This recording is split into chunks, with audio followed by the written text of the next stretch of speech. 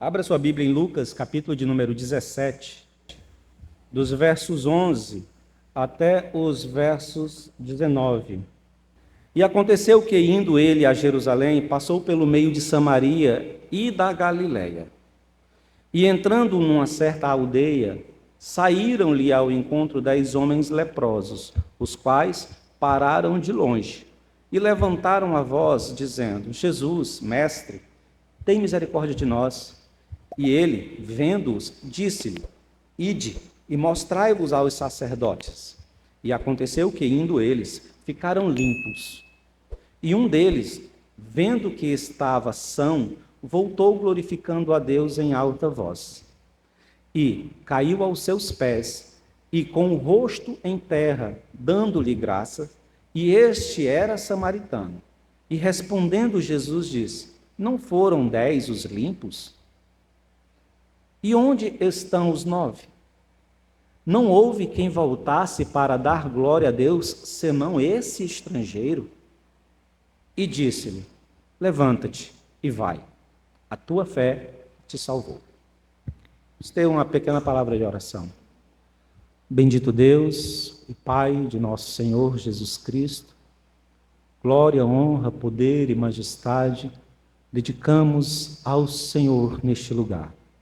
Pai, diante da igreja, diante do Senhor, nós lemos a Tua Santa Palavra e nos propomos, ó Deus, a refletir sobre ela e meditar, ó Deus, nesta narrativa, buscando, tomados de esperança de que o Teu Espírito nos comunique palavras de vida, que o Teu Espírito nos ensine o caminho e a forma pelas quais o Senhor nos orienta, nos desafia, nos induz a que caminhemos sobre este mundo neste tempo. Senhor, que na meditação, na reflexão daquilo que nós iremos pensar aqui, nós, eu e meus irmãos, possamos mudar as nossas posturas ao perceber o confronto de Tua Palavra, penetrando, Senhor, em nossa alma, em nossa mente, em nosso coração, na nossa medula, no mais íntimo, prescrutando o íntimo do nosso ser e revelando em nós, ó Deus, os pontos, os pensamentos e as práticas e as perspectivas de vida que estão completamente desajustadas daquilo que o Senhor nos orienta a viver. De maneira que, tendo, Senhor, patente essas coisas diante de nós, mostrada-nos pela exposição de Tua Palavra, possamos, ó Deus, conduzidos pelo Teu Espírito, converter as nossas ações de morte, em ações que nos devem a vida. Te pedimos isso em Cristo Jesus. Amém. Queridos, quero que você fique atento, porque esse texto é um texto que está dentro de uma narrativa maior, que é a narrativa do capítulo 17, das quais nós já aqui fizemos a afirmação que a narrativa do capítulo 17, ela está dividida em 3 grandes blocos de narrativa, ou seja, aquela primeira sessão que nós tratamos em duas exposições aqui, que trata sobre o desafio que Jesus nos dá de sermos homens e mulheres que têm um coração extremamente inclinado para o perdão, e o desafio de vivermos as nossas vidas de uma forma tal a não causar tropeço para os nossos irmãos, exercitando nesse processo a nossa fé, como uma fé pequena, como um grão de mostarda, mas que em exercício e em confiança no Senhor é capaz de realizar obras extraordinárias. Foi sobre isso que nós falamos nos últimos 2 domingos. E agora nós estamos vendo uma narrativa onde o Senhor Jesus Cristo nos mostra a cura de alguns cegos. E nós vamos perceber e eu vou lhe convidar a isso, a ficar atento para tentar perceber que esse texto, que é a narrativa dos leprosos, é, na realidade, o exercício prático daquilo que Jesus falou nos versos acima, sobre a compreensão de uma vida de perdão, uma vida que inclina-se a reconhecer que o outro é pecador e é transgressor, tanto quanto eu sou pecador e transgressor diante do Senhor, e que nossa condição de pecadores e transgressores nos nivela numa condição onde eu não posso me arrogar melhor ou maior do que o outro. Portanto, me conduz essa postura a ter uma empatia, pode-se dizer assim, com aquele que também é transgressor, com aquele que também me fere, com aquele que também aparentemente se apresenta como um indivíduo que não deveria ser considerado, ou não deveria ser reconhecido como alguém que mereça perdão. Está dando para entender? Se não está compreendendo agora, você vai acompanhar e entender o que nós queremos apresentar. Mas no fechar, ou no resumo das coisas, esse texto ele vai tocar a cura dos leprosos, vai tocar naquilo que Jesus já apresentou como ensino nos versos 1 a 10, que é o perdão, que é o exercício de uma fé e que é ir além das expectativas daquilo que nos mandam fazer, como é a narrativa do servo, que só faz aquilo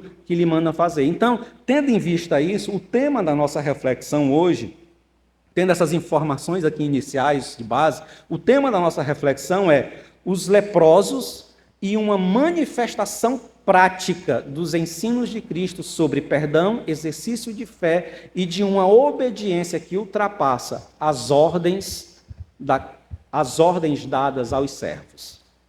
Um exercício prático. Ou seja, é a realização prática, é a percepção nítida daquilo que Jesus já ensinou. E aí, para seguir aqui na nossa reflexão, Lucas, após essa série de narrativas que ele apresenta Jesus fazendo esses ensinos, nesse momento dos versos 11 até os versos 19, Lucas mostra Jesus retomando o processo itinerante de caminhar rumo a Jerusalém. Lembra, irmãos, que nos capítulos anteriores nós falamos que Jesus estava decidido, resoluto a caminhar para Jerusalém, porque em Jerusalém se cumpriria tudo aquilo que havia sido predito acerca de sua vida, onde lá em Jerusalém ele seria entregue na mão dos sacerdotes, dos fariseus, das lideranças, ele seria condenado, seria morto e lá ressuscitaria. E a partir dali se daria início de forma mais, podemos dizer, concreta à igreja de Jesus Cristo, o ministério apostólico e o desenvolvimento da igreja. Então Jesus está caminhando, só que em determinado momento da narrativa de Lucas, Lucas apresenta Jesus como fazendo uma espécie de pausa nessa caminhada, nesse processo. E essa caminhada, ela é pausada de certa forma para promover vários ensinos ali naquela região onde ele está. Mas no verso 11 de Lucas 17, Lucas apresenta Jesus retomando o processo de peregrinação para chegar em Jerusalém. E aí, o verso 11 indica que Jesus está exatamente nesse momento numa fronteira entre duas cidades. Quais são essas cidades? As cidades da Galileia, ou a região da Galileia, porque eu não posso dizer que Galileia é uma cidade, porque Galileia, na realidade, é um amontoado de cidades, é uma região onde várias cidades se encontram, e Samaria. Então, Jesus está ali na fronteira entre Galileia e Samaria. Lucas não nos dá especificamente o local onde Jesus está. Ele apenas indica que Jesus, nessa faixa de região, ou seja, nas fronteiras entre a Galileia e Samaria, ele adentra numa cidade. E quando ele adentra nessa cidade, a certa distância havia um grupo de leprosos. E essa informação de que havia a certa distância da cidade um grupo de leprosos se ajusta com aquilo que o Antigo Testamento fala sobre os leprosos. No Antigo Testamento, na lei, indicava que aquele que sofria de lepra deveria se ausentar da comunhão da cidade, para evitar que a sociedade, para evitar que a comunidade sofresse ou fosse contaminada com a lepra. Então, aqueles homens que eram reconhecidos como indivíduos que estavam sofrendo da praga da lepra, o sacerdote era requisitado, fazia a averiguação da lepra, da doença, e a partir daí aquela pessoa ela era conduzida para fora dos portões da cidade e viveria às margens da cidade. De maneira que se 1, se 2, se 3, se 4, se algumas pessoas fossem constatadas com a praga da lepra, elas se afastariam da cidade e, de certa forma, viviam em comunhão, como um grupo de pessoas que compartilhavam de uma mesma condição de saúde e de uma mesma condição social, ou seja, a condição de excluídos da comunhão social ali naquelas regiões ou naquela cidade onde vivia. Está dando para entender? Então, o texto bíblico diz que Jesus, ao se aproximar de Samaria, nas fronteiras da Galileia para Samaria, adentrando em uma cidade daquela região, ele encontra um grupo de leprosos. Uma espécie de leprosário, uma espécie de comunidade de leprosos, aonde viviam 10 homens que compartilhavam da condição da contaminação da lepra. E o texto bíblico diz que esses homens, eles fazem o quê? Eles, ao verem Jesus, eles reconhecem Jesus ao ponto de chamá-lo de mestre. Fica aí uma questão que pode se levantar. Como é que esses homens reconheceram Jesus? Ora, o texto bíblico diz que a fama de Jesus percorria por todos os cantos. Amém? Então essa não é uma dificuldade para a gente pensar ou criar alguma coisa em cima. O texto bíblico diz que Jesus era conhecido, a sua fama percorria por toda a cidade. Uma segunda coisa que a gente precisa entender é que a Galileia era uma região onde era composta por várias cidades. Dentre as várias cidades que eram compostas ou que compunham a Galileia, estava Cafarnaum e estava Nazaré. As duas cidades, a primeira Nazaré, onde Jesus nasceu e viveu toda a sua vida, e Cafarnaum, onde Jesus desenvolveu a grande parte do seu ministério. Então, se Jesus está na fronteira da Galileia para entrar em Samaria, é lógico que as pessoas que estavam ali naquela região, com quase 100% de certeza, tiveram alguma espécie de contato com este homem que passou a sua vida inteira ali naquela região. E que, no desenvolvimento do seu ministério de curas e de proclamação, ficou conhecido em todas as regiões. Então, aqueles homens, quando olharam Jesus, quando viram ele caminhando com os seus discípulos, eles reconheceram Jesus, sabiam o seu nome e reconheciam que ele era um grande mestre. Não só um grande mestre, mas que ele também poderia realizar milagres. E aí o clamor destes homens é: Senhor, tem misericórdia de nós. Agora, depois que eles fazem esse pedido, Jesus lhes dá umas ordens e manda-os aos sacerdotes, e o desenrolar da narrativa vai seguindo. Mas nesse momento, eu queria já aqui, diante desse primeiro momento, aonde Jesus está caminhando, entrando numa cidade, os leprosos o veem, clamam por ele, ele se volta para os leprosos clamam pela misericórdia e Jesus diz: vão e se apresentem aos sacerdotes. E aí os leprosos vão. Já aqui eu queria pensar algumas coisas com os irmãos. A primeira delas é a indicação das duas regiões por onde Jesus caminhava.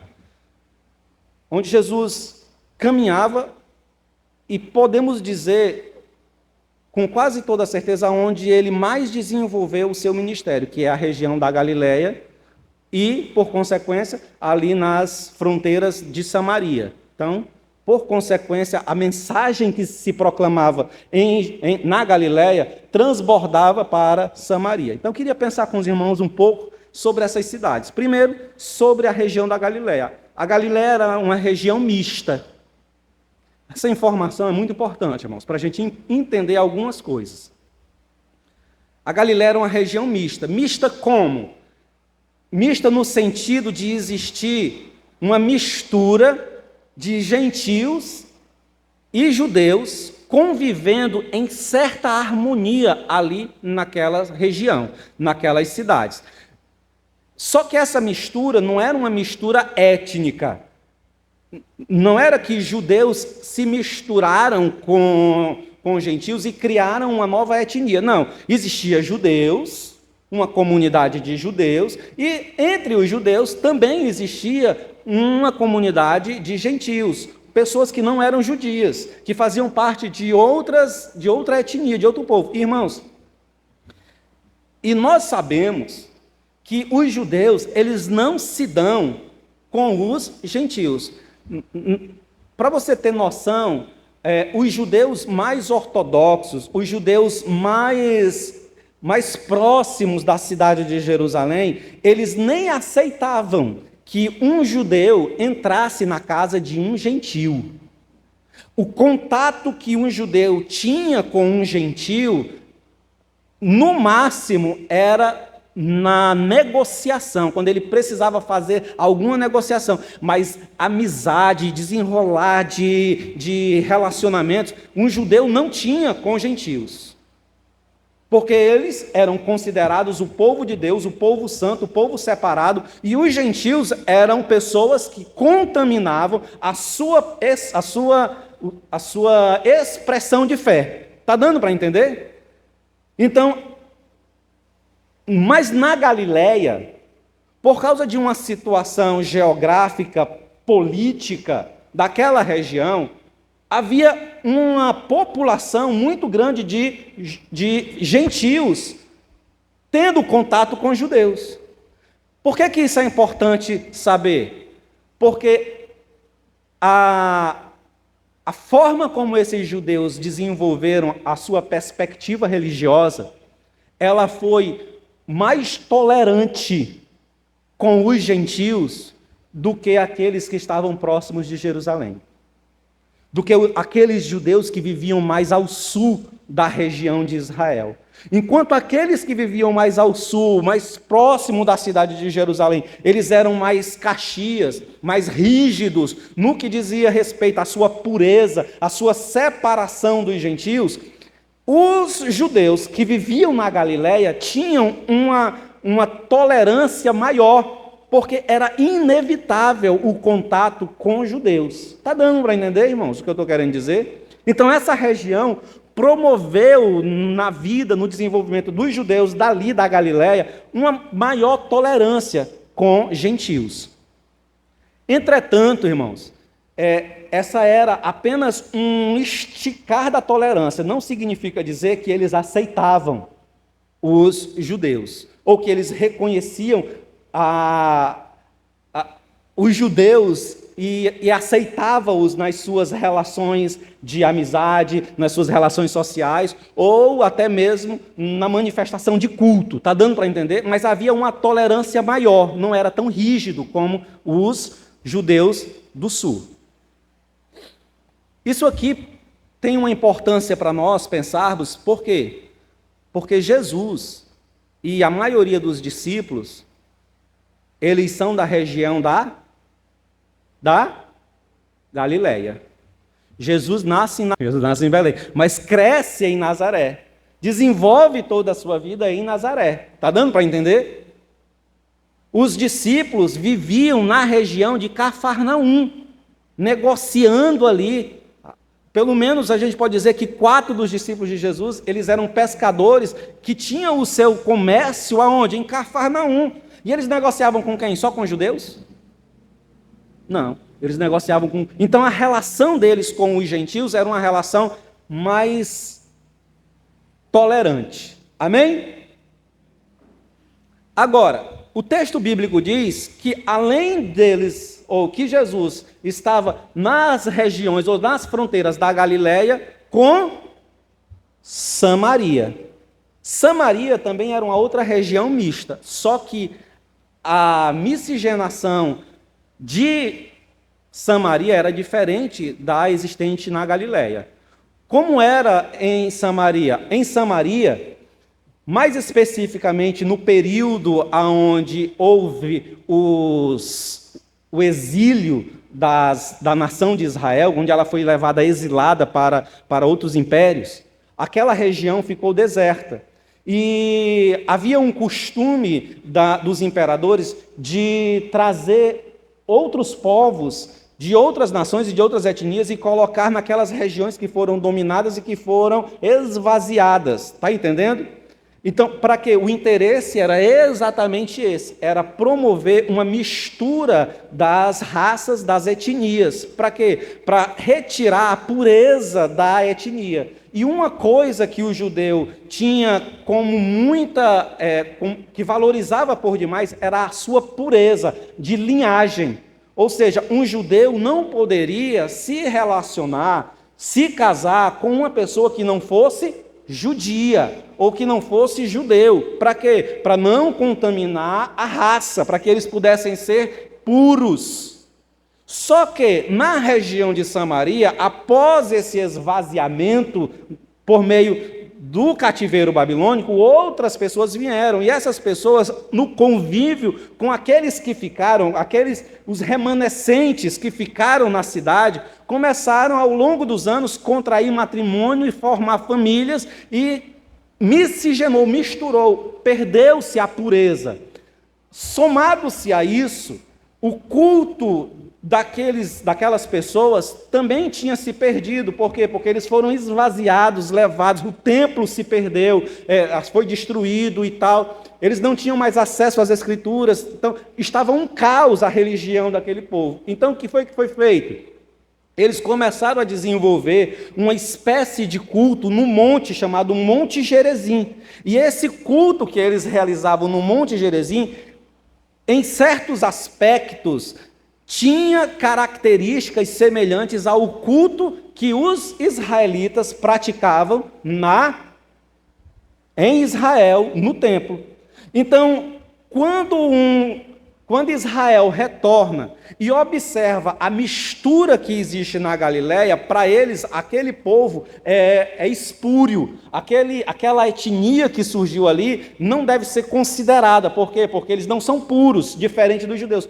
Por isso que há um conflito entre os judeus e os samaritanos. Estão lembrados daquela passagem lá de João, que uma mulher estava no poço e ela era samaritana, e Jesus, como judeu, vai conversar com ela, e há aquele conflito, ela fica assustada como é que ele é judeu, e vai conversar com ela, que é samaritana, porque o texto bíblico diz, os judeus e os samaritanos não se davam. O pano de fundo dessa história é isso que eu acabei de vos falar. Amém? Então, a grande questão aqui existia uma região que, de certa forma, tinha uma tolerância maior para com o estranho, e existia uma região que era completamente espúria, completamente perdida, desassociada da pureza de Israel, que no caso seria, na compreensão judaica, os samaritanos. Amém? Ficou gravado isso aí? Pegou? Amém. Não havia uma comunhão entre judeus e samaritanos, como eu acabei de dizer. Entretanto, presta atenção, não havia uma comunhão entre judeus e samaritanos. Nós acabamos de dizer isso. Agora, Lucas diz que quando Jesus chega na fronteira da Galileia e de Samaria, quando ele entra numa cidade, ele encontra um grupo de leprosos. E Lucas diz que pelo menos no verso de número 16, que pelo menos um daquele grupo que estava ali, fora das cidades, nem estava na Galiléia e nem estava na Samaria, porque eles eram leprosos e não podiam estar dentro das cidades. Um grupo de 10 pessoas estava fora daquela região e dentre esse grupo existia um samaritano. E aqui, irmãos, já nos é possível retirar uma lição desse texto. Que lição nós podemos retirar desse texto com essa informação? Que informação? A informação de que existia uma tensão entre judeus e samaritanos, que Jesus está numa região de fronteira entre judeus e samaritanos e gentios, e que nessa fronteira existe um grupo de leprosos de 10 pessoas, que dentre essas 10, um delas é samaritano.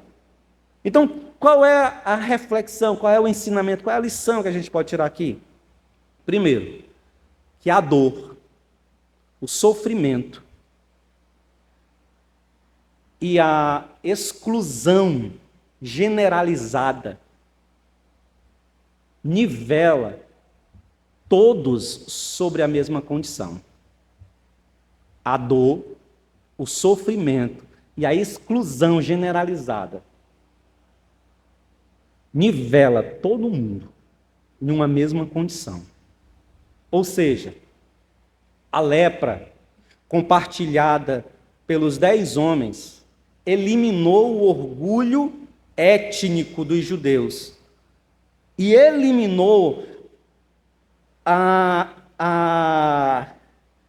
o sentimento de revolta que os samaritanos tinham para com os seus irmãos judeus que não lhes reconheciam como irmãos.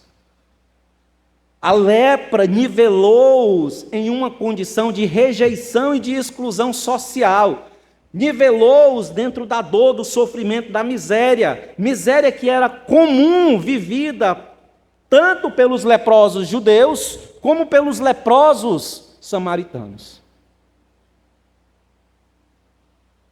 A rejeição e a exclusão que os judeus direcionavam aos samaritanos era agora experimentada pelos judeus que estavam sofrendo de lepra. Presta atenção, irmãos. Os judeus rejeitavam os samaritanos, mas os judeus também rejeitavam quem tinha lepra. Então, os judeus que tinham lepra passaram a experimentar o veneno que eles mesmos destilavam para com os samaritanos. A rejeição vivida pelo samaritano, ou seja, o samaritano olhava para os judeus e recebia deles uma rejeição. Essa rejeição por parte dos judeus, que era vivenciada pelos samaritanos, criou no samaritano uma empatia. Porque o samaritano recebia na pele a rejeição. Então ele criou uma empatia ao ver que judeus também eram rejeitados por judeus, porque estavam sob a condição da lepra. Você está acompanhando o meu raciocínio? Está claro ou está difícil? O que eu estou querendo dizer é que a lepra, na condição tanto de samaritano como de judeu, nivelou-os na mesma condição. E que o judeu que rejeita o samaritano também passou a rejeitar o judeu que sofria de lepra. Ou seja, a mesma dor que um judeu causava para um samaritano, apartando, isolando, ele também causava para os seus irmãos, porque seus irmãos estavam contaminados de lepra. E o sentimento que existia no samaritano por sofrer a rejeição, produziu no coração desse samaritano uma empatia para com os judeus que sofriam perseguição por também estarem leprosos, assim como eles. No caso do samaritano, ele era rejeitado duplamente. Primeiro, por ser samaritano, e por ter lepra. Essa dor, essa angústia, essa rejeição fez com que ele olhasse para os judeus leprosos que os acusavam ou que os rejeitavam, desenvolvesse então para com eles uma empatia. E aí, irmãos, eles puderam fazer, sabe o quê? Viver em comunhão. Viver em comunhão compartilhando o quê? Compartilhando a mesma dor, compartilhando o sofrimento, compartilhando a humilhação de serem excluídos pelos seus irmãos. Os judeus leprosos experimentavam pela exclusão e a humilhação que, de fato, eles realizavam contra os samaritanos. Como eu disse, isso gerou uma empatia para com os samaritanos. E os samaritanos, por sua vez, olharam para os judeus que eram rejeitados por causa de sua lepra e puderam superar a ignomínia que eles recebiam dos judeus e aceitaram os judeus ou puderam conviver com aqueles judeus leprosos, debaixo de uma mesma condição. Como eu disse, isso possibilitou a comunhão entre os rejeitados socialmente. Rejeitados socialmente que compartilhavam a dor de carregar uma doença, que não era uma doença qualquer, era uma doença que apodrecia o corpo, que apodrecia a alma. Deixa eu aqui já fazer uma aplicação desse ensino que nós acabamos de ver. A lepra, irmão, preste atenção nisso. Preste atenção, preciso que você abra seus ouvidos e seu coração para ouvir isso. A lepra, ela é reconhecida como um símbolo do pecado da nossa vida. Desta forma, todos, como diz o apóstolo Paulo, lá no livro de Romanos, todos estamos encerrados debaixo do pecado. Tendo assim a esperança, a confiança em fé de que Jesus Cristo, assim como aqueles leprosos, estavam confiantes, cheios de fé, tomados de esperança, que Jesus os purificasse de sua lepra. Escute, eu e você, nós, vou fazer algo que não é comum nós fazermos aqui nessa igreja, mas olhe para o irmão que está do seu lado aí, olhe. Dê uma olhadinha bem para o rosto dele.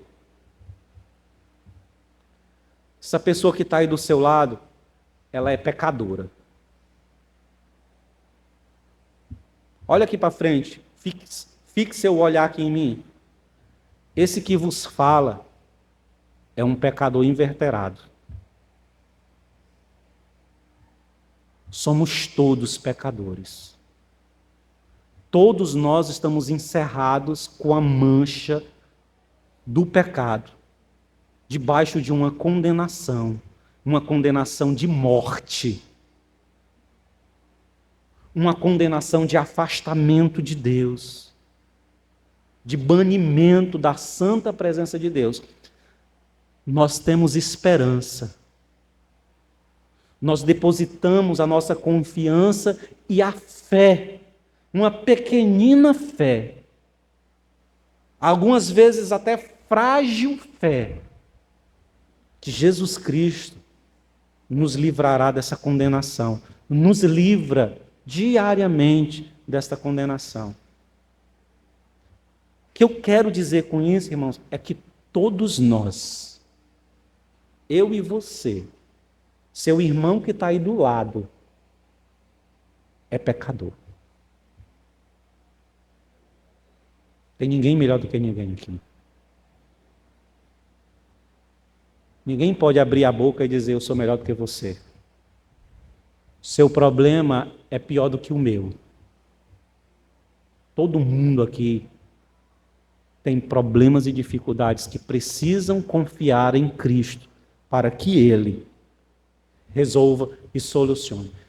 Somos todos vivendo numa comunidade de doentes na alma.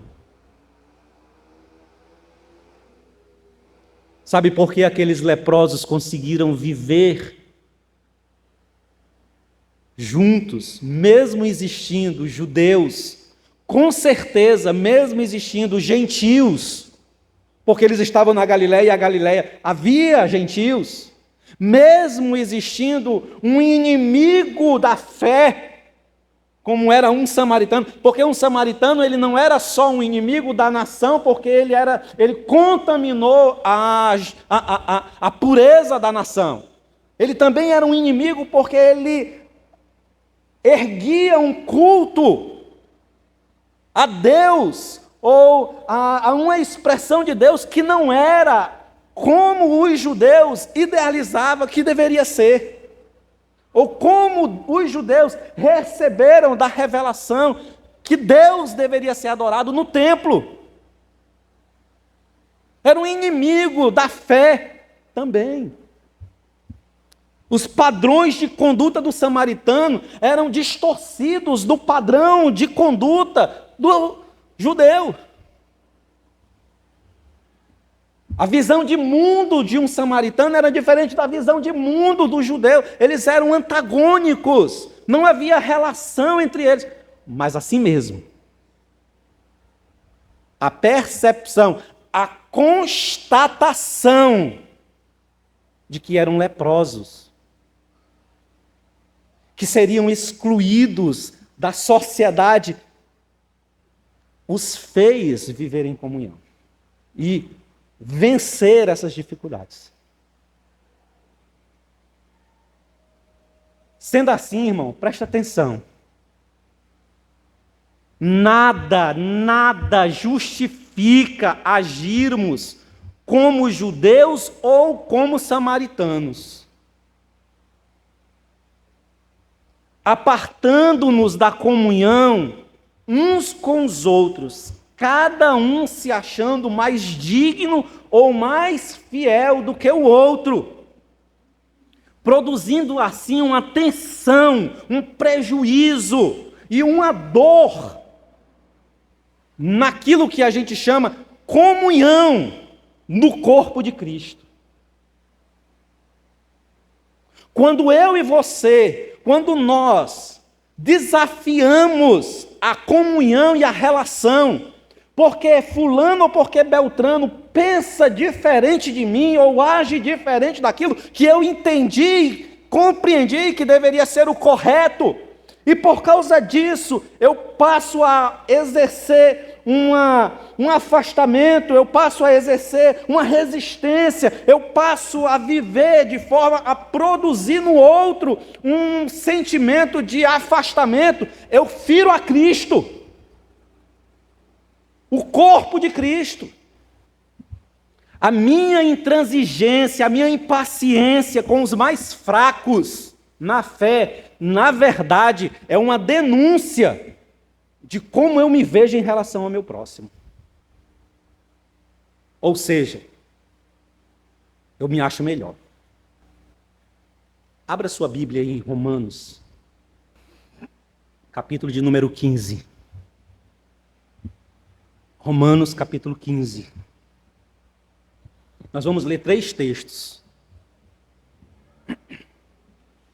3 textos que tratam da relação daquele que na comunhão com Cristo, ou na comunhão no corpo de Cristo, um apresenta-se mais fraco e o outro apresenta-se mais forte na relação. E aí o apóstolo Paulo, nas 3 cartas, abordando esse tema, conduz a igreja no que é o acertado para a igreja realizar ou desenvolver.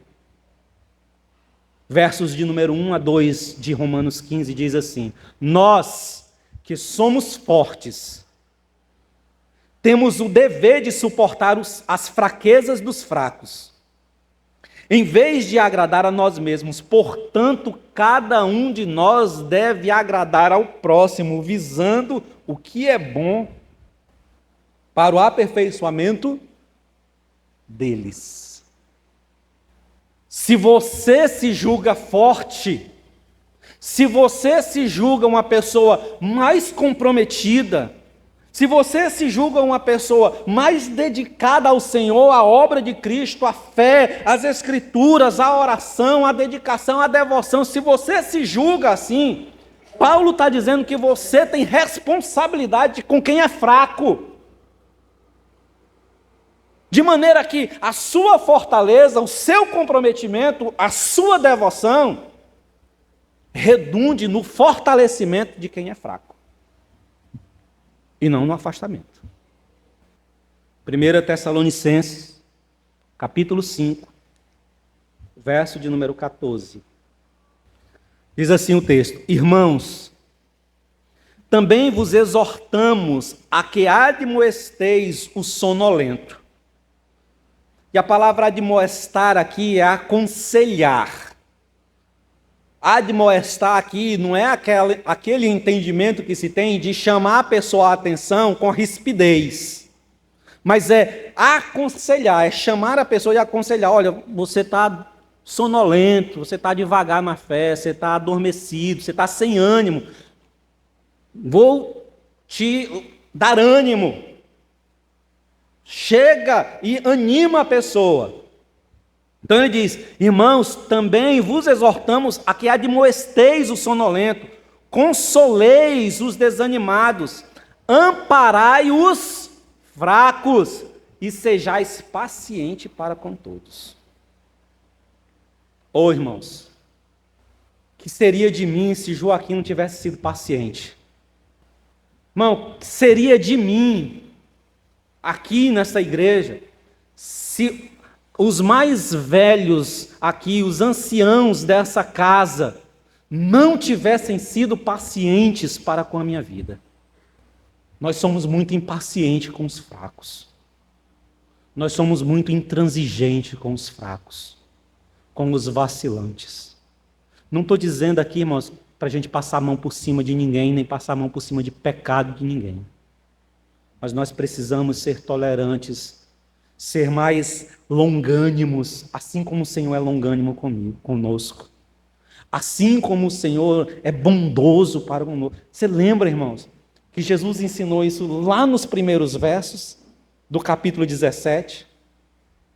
Que nós trabalhamos aqui a perspectiva de que a minha relação com o outro, inclusive de suportar o outro, de conduzir o outro, de perdoar o outro, tem que ser a mesma relação que eu desenvolvo com o Pai, na esperança de que Ele me suporte, que Ele seja longânimo comigo, paciente com os meus equívocos, os meus erros, e que me perdoe nas minhas transgressões e nas minhas ofensas. Sermos pacientes com os fracos, acolhê-los e tornar-nos instrumentos de edificar. São destes. Agora, o texto mais bombástico de Paulo.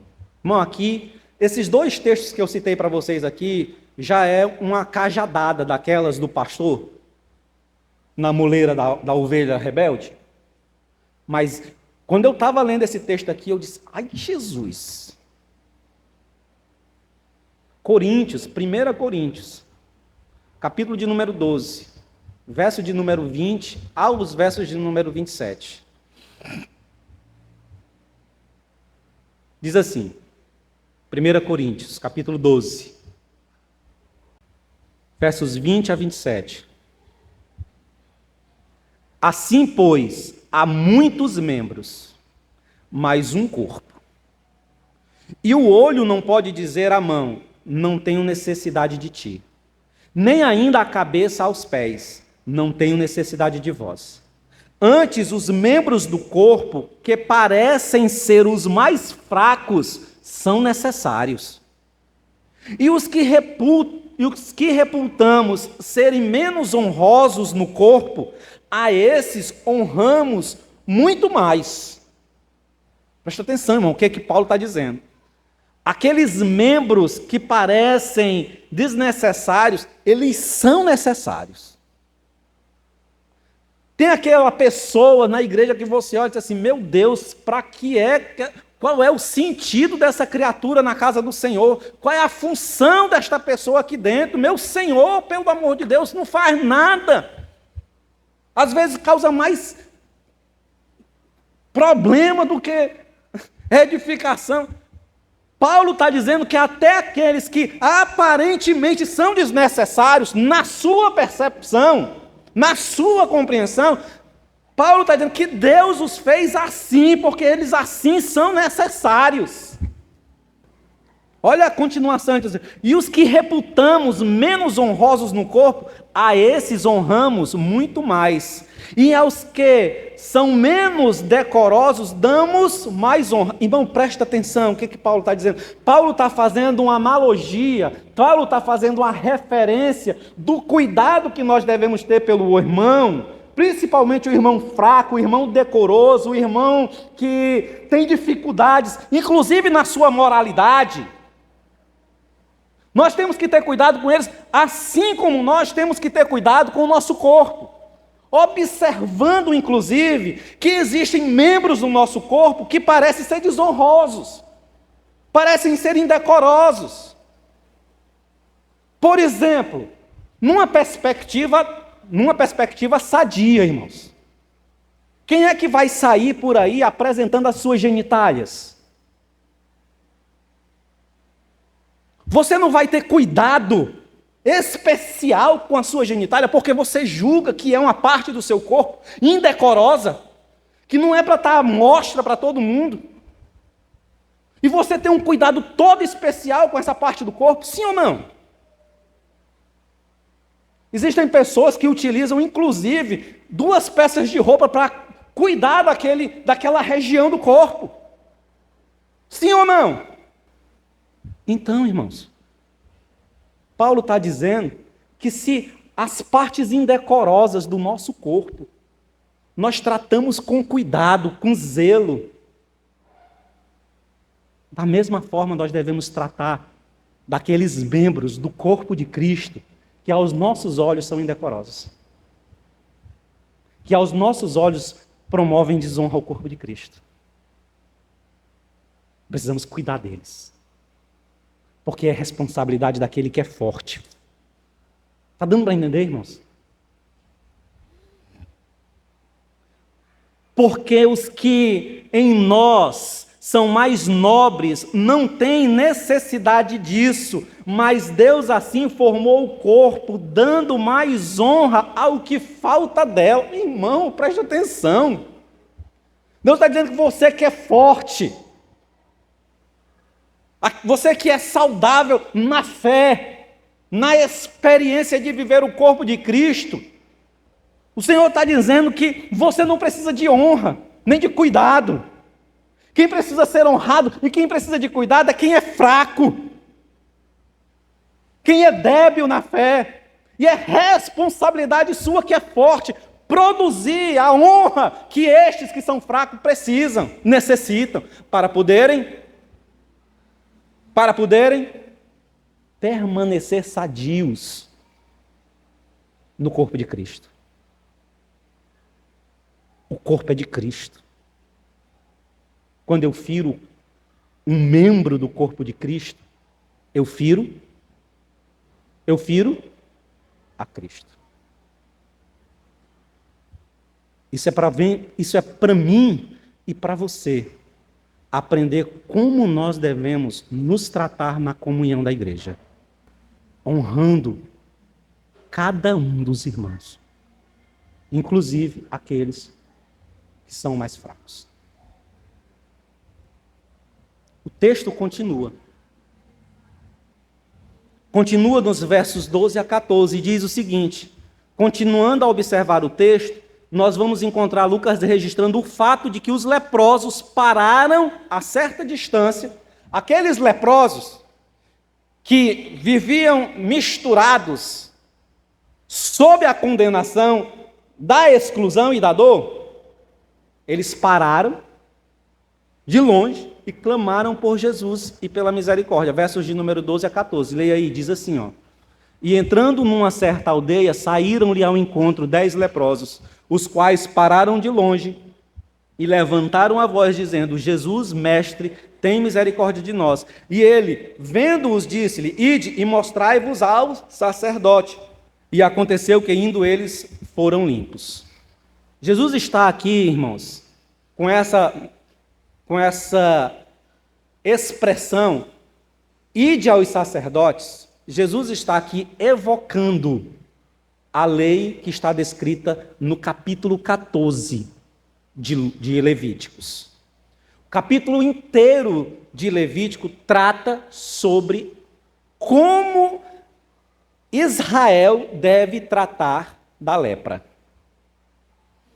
Então Jesus está vendo os leprosos e está evocando o dispositivo da lei, mandando que aqueles que são leprosos se aproximem do sacerdote e se apresentem ao sacerdote para que o sacerdote averigue se eles foram curados da lepra. Amém? Alguns estudiosos também dizem que essa passagem aqui, ela evoca aquela passagem lá de 2 Reis, capítulo de número 5, versos 1 a 19, que trata de Naamã, o sírio, que foi purificado da lepra. Alguns estudiosos dizem que essa narrativa ela tem paralelos. E aí eles fazem algumas indicações do paralelismo entre a história de Naamã e a história dos leprosos. Acompanha comigo de forma bem rápida para a gente ir caminhando. Primeiro dos paralelos entre essas duas histórias. Assim como aconteceu com Naamã, a comunicação com os leprosos foi feita à distância. Naamã, quando chega para inquirir do profeta, o texto bíblico diz que Naamã imaginou que quando ele chegasse lá, o profeta se apresentaria diante dele, imporia as mãos sobre ele, falaria algumas palavras assim e tal, e ele seria curado. Mas quando Naamã é apresentado para o profeta nem mesmo, parafraseando o texto, nem mesmo olha para a cara de Naamã, só faz mandar o recado. Diz assim, ó, vai lá, diga para ele se banhar no rio. Então, a distância da comunicação é estabelecida aqui, o paralelo da comunicação. Segundo, assim como Naamã, a cura não ocorreu de forma imediata. Ou seja, os leprosos, ao ouvirem a voz de Cristo dizer, ide e apresentai-vos ao sacerdote, saíram. E quando eles saíram, eles ainda saíram com a lepra. O texto bíblico diz que no caminho, percebendo que foram purificados, um retorna. Então, a cura foi no processo, a cura foi na obediência. Naamã também não foi curado de imediato. O texto bíblico diz que ele deu o primeiro mergulho, o segundo mergulho, e nada aconteceu. Foi só no último mergulho que a coisa fluiu. Então, existe um paralelo aqui sobre a ideia de uma cura que se realiza no cumprimento da palavra dada por Deus. Tanto Naamã como o samaritano leproso eram estrangeiros. Naamã era sírio e o leproso era samaritano. Então, um paralelo de estrangeiros sendo abençoados pelo poder de Deus. Quarto, o milagre ocorre na região de Samaria. Tanto Naamã é recebido pelo profeta na região de Samaria, como a cura do leproso se dá no trajeto da região de Samaria. E em quinto lugar, os dois estrangeiros, tanto Naamã como o samaritano, eles retornam para agradecer a cura e para louvar ao Senhor. Então, existe um paralelo grande. Alguns estudiosos dizem que essa narrativa da cura dos leprosos é colocar Jesus, ou Lucas recontando a história de Naamã no Novo Testamento. e colocando ou equiparando Jesus, colocando Jesus em paralelo e ultrapassando inclusive o próprio profeta Eliseu. Eliseu cura um leproso, Jesus cura 10. Então, a ideia é colocar Jesus em paralelo ao profeta Eliseu e superá-lo pelo tamanho do milagre. Amém? Agora, a lição expressa nesses versos pode ser definida da seguinte forma: Jesus desenvolve o seu ministério, preste atenção, Jesus desenvolve o seu ministério em completa obediência à lei. Seu ministério é uma perfeita obediência e cumprimento de todos os dispositivos que a Torá aponta. Não existe ruptura no ministério de Jesus e o texto bíblico antigo pelo qual Jesus lia e sobre o qual Jesus estava debaixo. Vê que o texto bíblico diz: na plenitude dos tempos veio Jesus, nascido de mulher, debaixo da lei. Então Jesus cumpre a lei, mas não só cumpre a lei, Jesus vive debaixo da lei, exercendo os princípios da lei. Amém? Apesar, irmão, de existir um movimento crescente entre a cristandade que apresenta uma ruptura drástica entre os novos testamentos, Novo e Antigo. Existe um movimento que tem crescido no meio evangélico que afirma que o Novo Testamento supera o Antigo, que o Antigo Testamento ele caducou, ele é obsoleto. Existe um movimento cristão que faz cortes, que mutila o texto bíblico do Antigo Testamento, porque diz que várias passagens ou várias expressões da lei ali, elas já ultrapassaram, já tiveram seu cumprimento em Cristo Jesus, e elas nenhuma valia têm para a cristandade.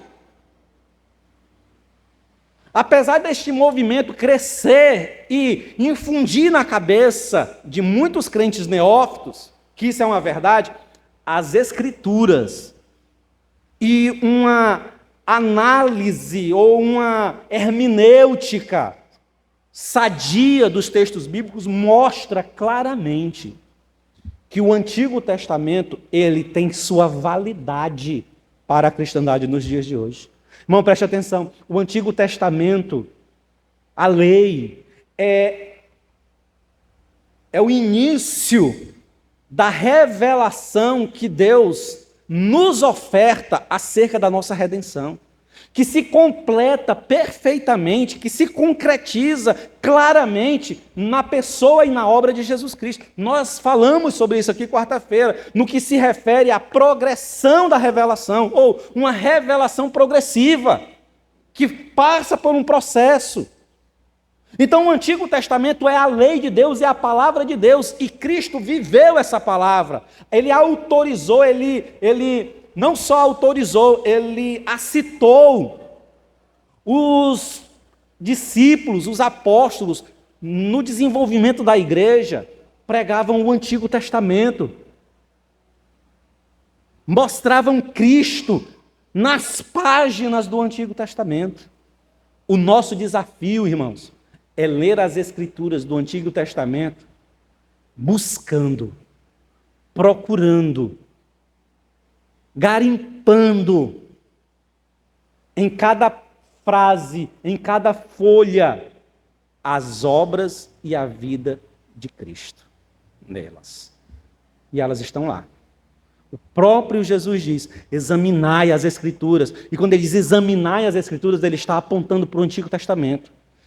Porque lá, nela, nas Escrituras do Antigo Testamento, falam a meu respeito.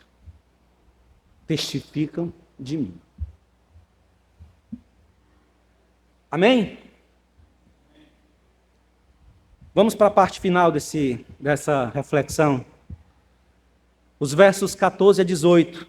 Os versos restantes da narrativa nos fala do desenrolar e da obediência dos 10 leprosos, que vão se apresentar ao sacerdote como Jesus havia mandado. Verso 14 a 18 diz assim, ó: E ele, vendo-os, disse-lhe: Ide e mostrai-vos aos sacerdotes. E aconteceu que, indo eles, ficaram limpos. E um deles, vendo que estava são, voltou glorificando a Deus em alta voz, e caiu aos seus pés, com o rosto em terra, dando-lhe graça. E este era samaritano. E respondendo Jesus, disse: Não foram 10 os limpos? Onde estão os 9? Não houve quem voltasse para dar glória a Deus, senão este estrangeiro? E disse-lhe: Levanta-te e vai, a tua fé te salvou. Irmãos, esses versos finais mostram-nos vários ensinos. Jesus, ao mandá-los, os leprosos, aos sacerdotes, Jesus está estimulando a fé daqueles leprosos. Fé que eles inicialmente depositaram em Cristo, ao clamar por misericórdia. Inicialmente, quando eles olharam, eles se encheram de fé e gritaram: Jesus, mestre, tem misericórdia. Então eles demonstraram uma fé. Agora Jesus estimula-lhes essa fé. Estimula-lhes como? Dizendo: vão até o sacerdote. Façam o que a lei diz. Se apresentem a ele. E ele vai identificar se vocês foram curados ou não. A cura se realiza no caminho. A cura se realiza no processo. Que processo, irmão? No processo de confiar na palavra de Deus e de obedecer a ordem e o comando que Jesus dá em sua palavra. Irmãos, a nossa cura da nossa perversidade, da nossa maldade visceral, ela se realiza no processo. Que processo? No processo de obedecer às Escrituras. No processo de obedecer à palavra de Deus. É no contato com as Escrituras e no desafio de obedecer essas coisas que nós vamos sendo transformados, modificados. Lembra que Apocalipse vai dizer, que nós estudamos aqui? Feliz os que leem, ouvem e atentam para as palavras dessa profecia. O desafio de um exercício de fé por parte dos leprosos é o primeiro ensino que esse texto dos versos 14 a 19 nos diz. Jesus dá um desafio, o desafio de exercitar a fé que os leprosos tinham. Irmão, está lembrado que lá nos versos 5 e 6, Jesus fala de uma fé do tamanho de um grão de mostarda, que deveria ser exercitado, e que, sendo exercitado, seria capaz de realizar feitos extraordinários? Jesus aqui aponta aquele ensinamento de forma prática.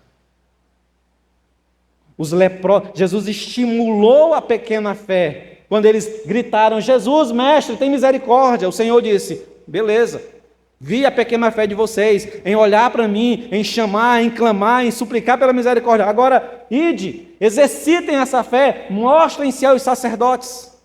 E eles, ouvindo a palavra de Deus, obedecendo o mandato de Cristo, caminham na direção de sua cura. E a cura se realiza. 2. Verso de número 15 mostra o retorno para mostrar o agradecimento dos benefícios recebidos. Verso de número 15 diz que aquele que foi curado, um deles retorna. E retorna para agradecer. Presta atenção, irmão. A experiência extraordinária de uma cura, ou de qualquer outro benefício vindo da parte de Deus, não caracteriza necessariamente na alma humana o reconhecimento ou o agradecimento pela cura recebida. Ser curado ou receber um benefício da parte de Deus não se caracteriza na alma humana. Não necessariamente indica que aquele que recebeu a cura e a graça, não indica necessariamente que este indivíduo reconhecerá que recebeu uma graça e um benefício de Deus. Ser curado, irmãos, ou receber uma bênção do Senhor, não implica necessariamente reconhecer o Senhor como Senhor. A alma humana, irmãos, ela é complexa, perversa, egoísta e muitas vezes, e extremamente ingrata. Por último, aplicação final. Aliás, por último, o retorno do samaritano é um elo de ligação com os ensinos que Jesus declarou nos versos anteriores, ou seja, o exercício de uma fé genuína, mas que uma fé genuína, pequena, mas genuína, que no processo de exercício conquistou o extraordinário.